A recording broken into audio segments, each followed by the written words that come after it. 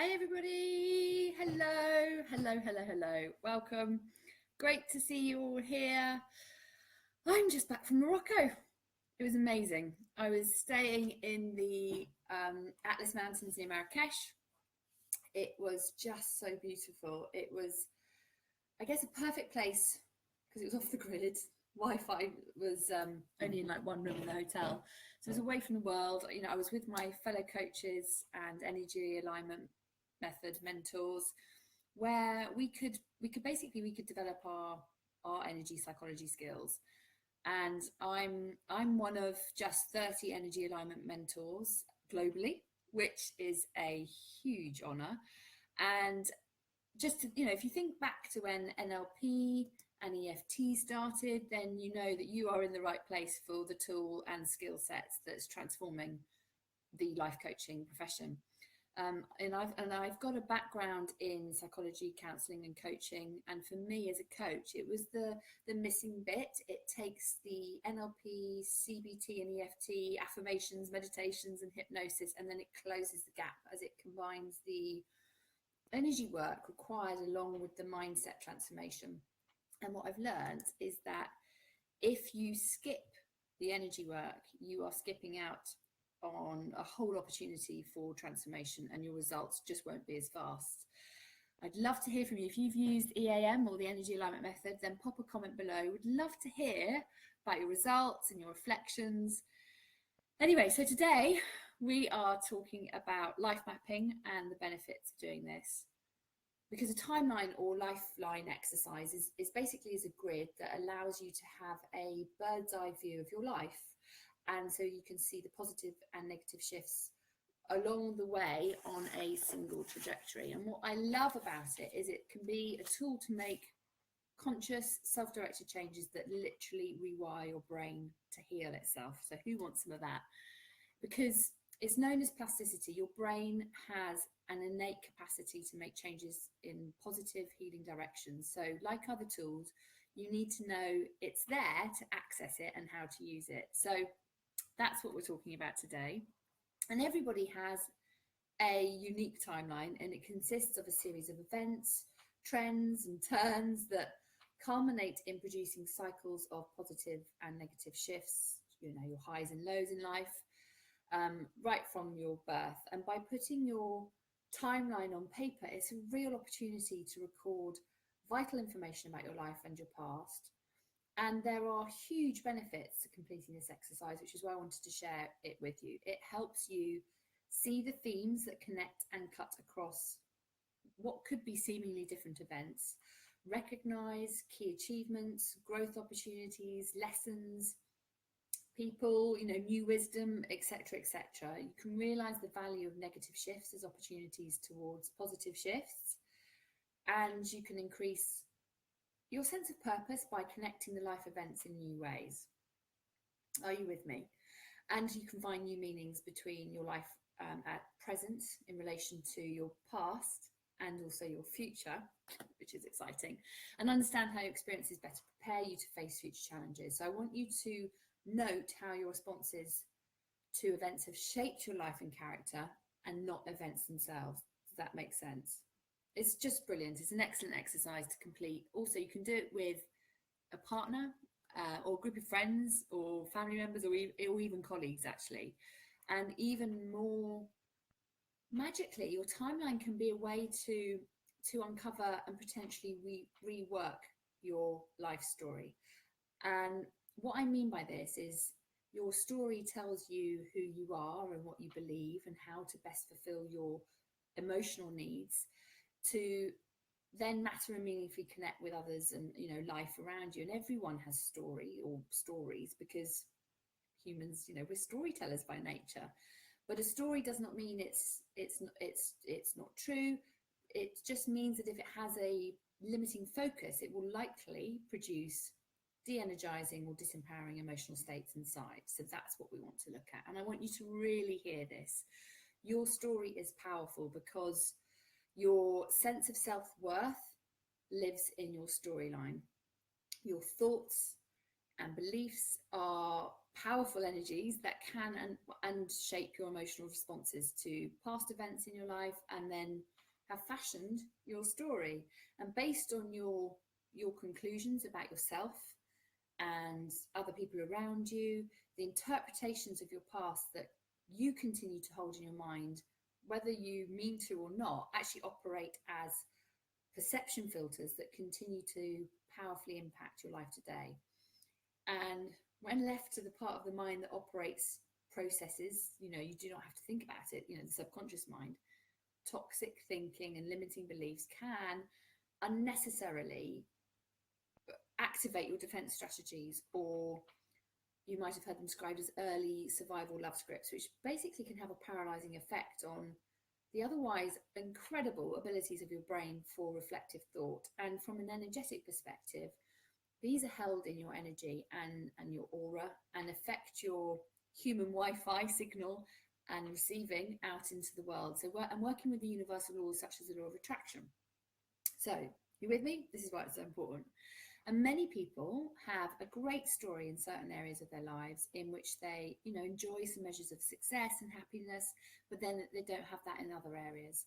And the bottom line is that unless you learn to let go, for example, of your need for others' approval to feel worthwhile, you will have difficulties in basically effectively processing emotions of fear and anger in ways that allow your brain to engage certain natural integrative processes that your brain is willing and able to accomplish, basically. And this shift in your experience of yourself activates these processes of neural integration in your brain and your body, such as growth of new neurons and changes or expansion of existing connections between neurons, and your energetic field, your vibration. So hence, for me, you always need to think about energy, thoughts and emotions together.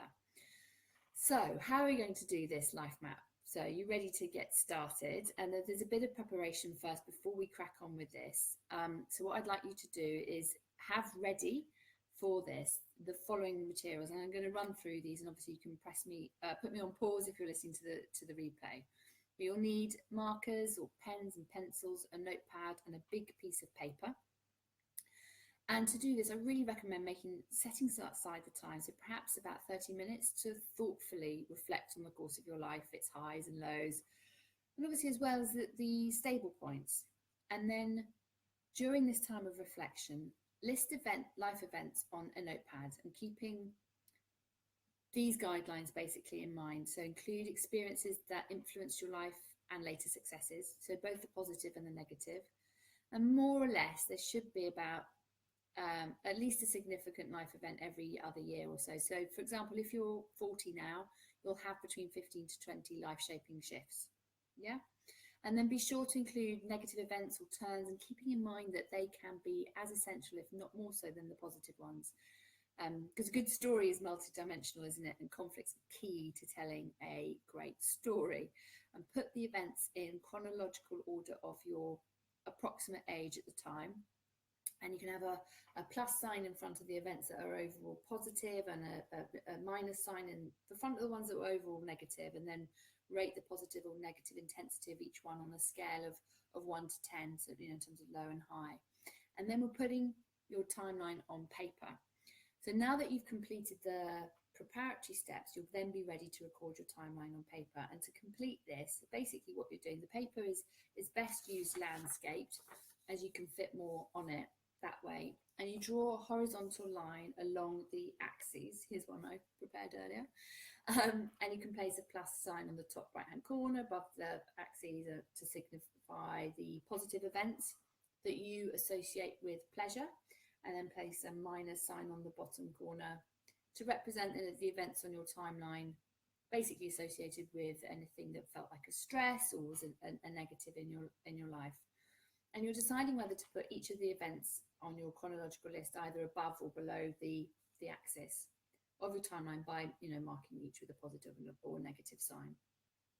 Now, this is one I've done earlier. So what you can do in terms of is just drawing a dot along the horizontal axis of the timeline. You need enough space so that you can see them as they come across from its left to right endpoints. And then as you go up or down below the line to represent the positive or negative impact it's had, you know, in terms of intensity, based on the numerical value. And allow, obviously, plenty of space, as recording one event can trigger a memory of another. So you might come up with other stuff as you go. And I'd really recommend remaining open to adding events as you complete it, because it is natural for that to happen. So that's why you need the time for the reflection. Because our lives are rich with meaning and useful way to capture those meanings. You know, it's similar to having a snapshot of your entire life. You know, just developing your personal timeline with a timeline exercise. And what you can do is, you're sneaking meaningful connections in life. It's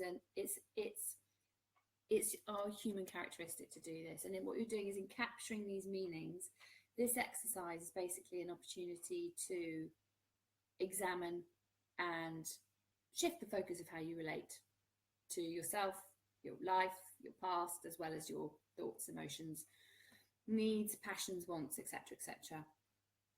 And what we'll be doing is liberating your mind from old stories, so you can stand instead in the truth of your highest aspirations, of who you yearn to be.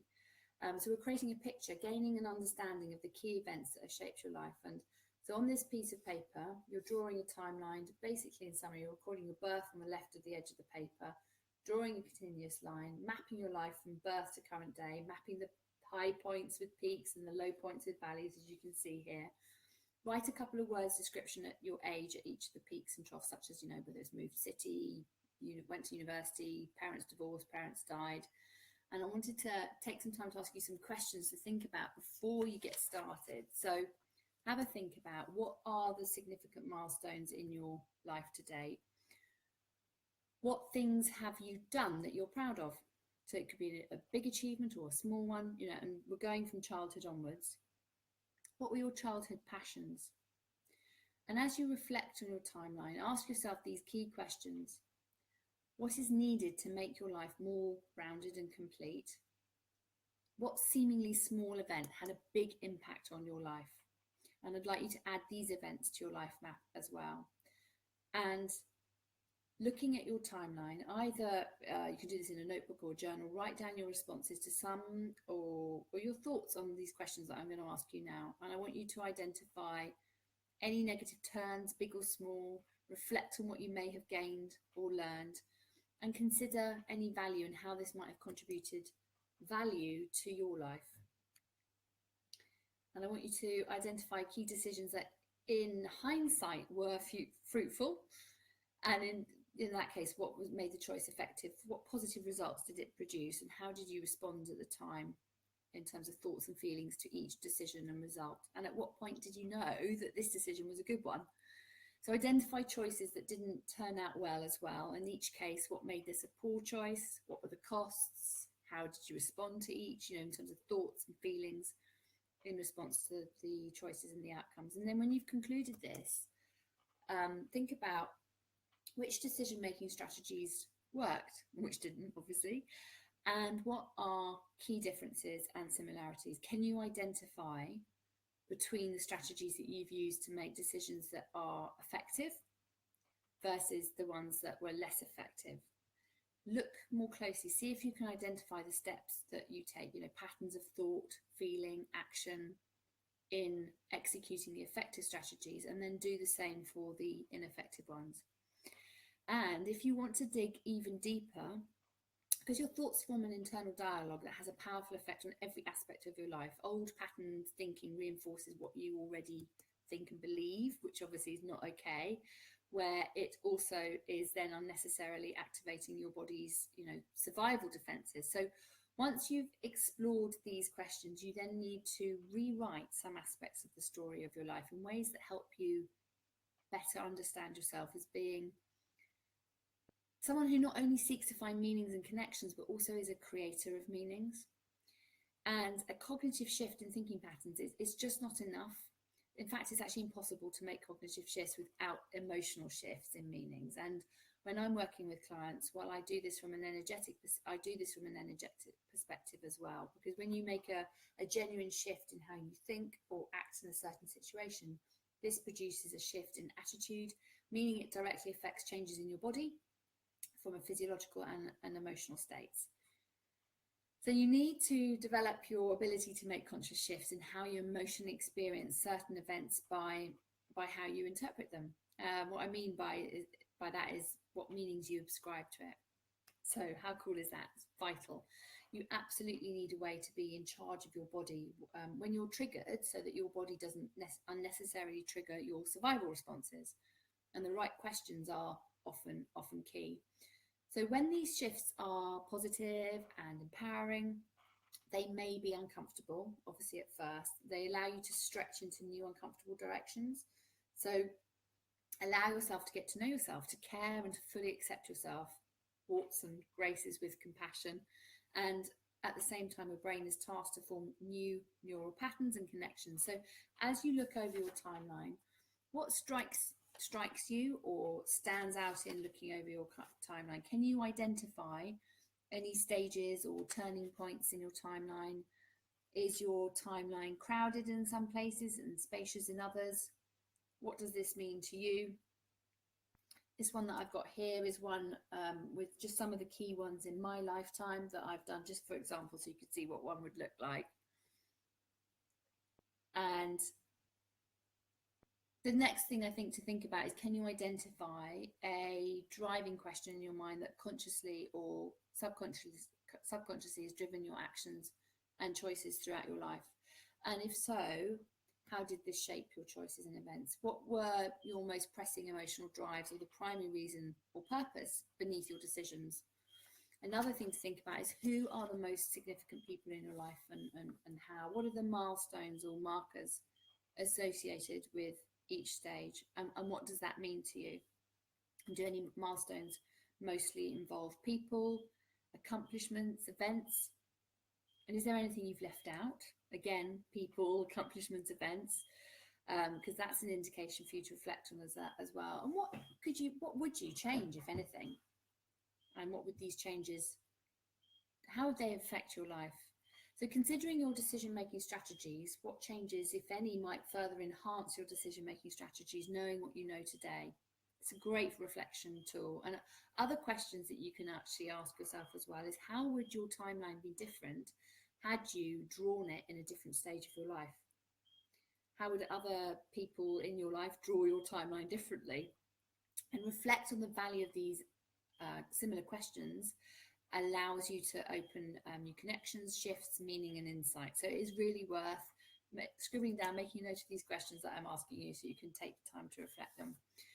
Now, obviously, such thinking and probing thoughts changes your neural pathways of your brain, is going to create some level of discomfort and stress, and it's supposed to be uncomfortable to reflect on these ideas. That's your brain working, basically. Like if you were going to suddenly train for a marathon, your body, doing that training, building the strength and stamina, is going to be really, really uncomfortable to start with. So I just wanted to remind you of that, and you may find it helpful to think of these processes as gifts, as they can potentially free you from negative patterns or blocks that prevent you from living, your life more fully. So you're getting to know and understand and accept yourself better, and then you'll develop the capacity to more deeply know and accept others. So it's huge, huge stuff. What I want to say is, on the other hand, if this exercise at any point produces intense or overwhelming feelings, then stop what you're doing, and instead I recommend seeking the assistance of a professional therapist or a coach who works with energy to support you through this. And the final part is to continue to your future. So have a think, where do you want to be in a year, 5 years, 10 years? What do you expect your future timeline to be like? And it really helps to put this down on paper. So drawing this out into the future, what it will do is it will help to identify hidden goals and fears, because our life, our life is a lifelong process of telling your story. So filling in the details as you go along, interpreting and reinterpreting the meanings. I absolutely love this tool. I love doing it with clients. It's an amazing opportunity to take the reins as captain of your life, by taking the key decisions out of the hands of your subconscious mind. You're putting it on paper. You're making the choices as in charge of your own life. And you will see how your life is shaped, not just by the power of past events, but also by your own expectations and beliefs about what possibilities the future holds. I can't wait to hear about how you get on with this. Really good luck, and I look forward to hearing all your light bulb moments. Please do share in the group. As I said, I think you need probably at least about half an hour's time to do this reflection, to work through some of the questions I've been asking you, so that you can start to really unpick this and see where this takes you. So look forward to catching up with you soon. If I haven't picked up your comments today, then I will pop back in tomorrow and pick them up then as well. So if you've got any questions or comments, then post them below this video and I'll get back to you as soon as I can. Thanks for watching. Take care. Bye.